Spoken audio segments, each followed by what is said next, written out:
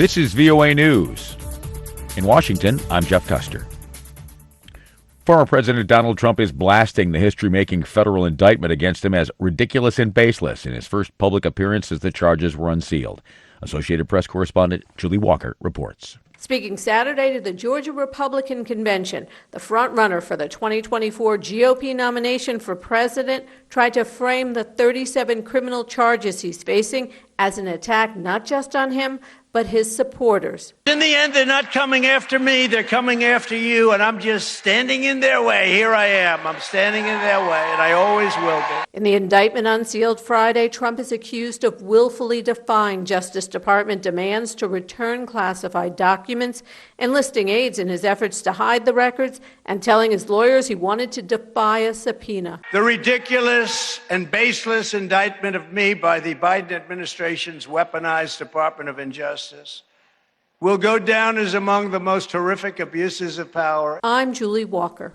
Reuters correspondent Emma Jaley says Trump faces a formidable task defending himself against the charges he faces. The 37 counts against him were unsealed in Florida federal court on Friday and include violations of the Espionage Act, obstruction of justice conspiracy, and false statements. National security law experts are struck by the breadth of evidence in the indictment.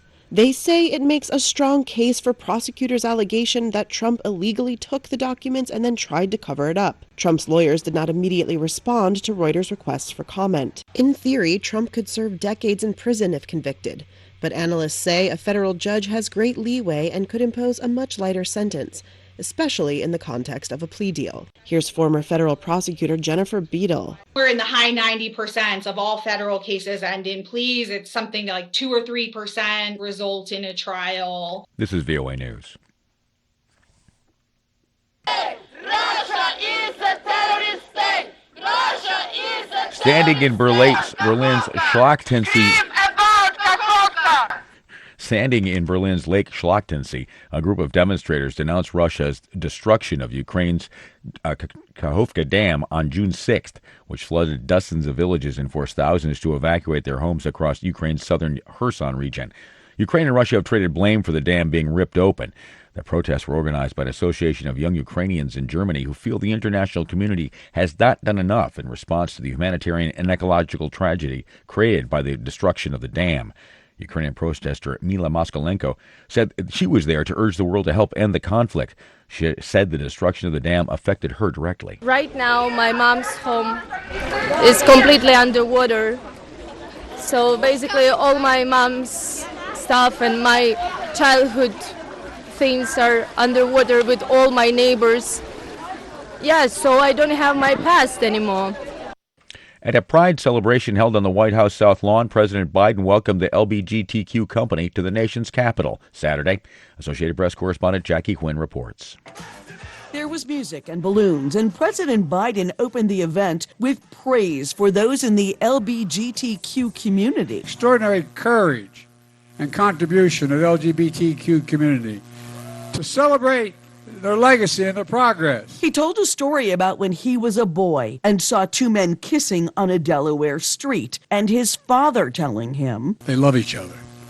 It's simple. Biden issued a special message to transgender children being targeted in some states. You are loved. You are heard.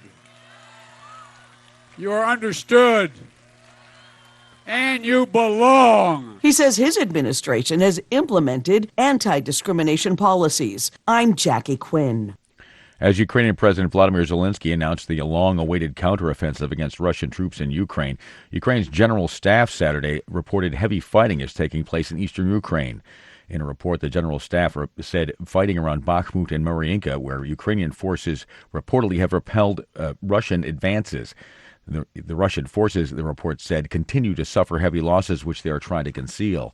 In the same update, the general staff reported Russian forces carried out 66 airstrikes and launched 39 attacks from rocket systems. The report said, unfortunately, there are dead and wounded among the civilian population. Private houses and other civil and administrative infrastructure have been destroyed and damaged. In Washington, I'm Jeff Custer. This is VOA News.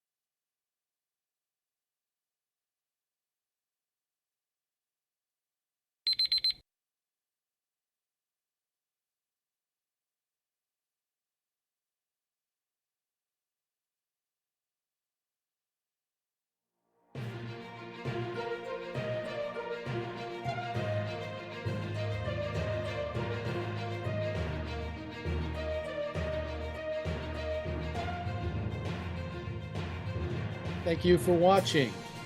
Can you do me a favor? Please leave a comment in the comments section below. That would really help. Thank you, and see you again soon.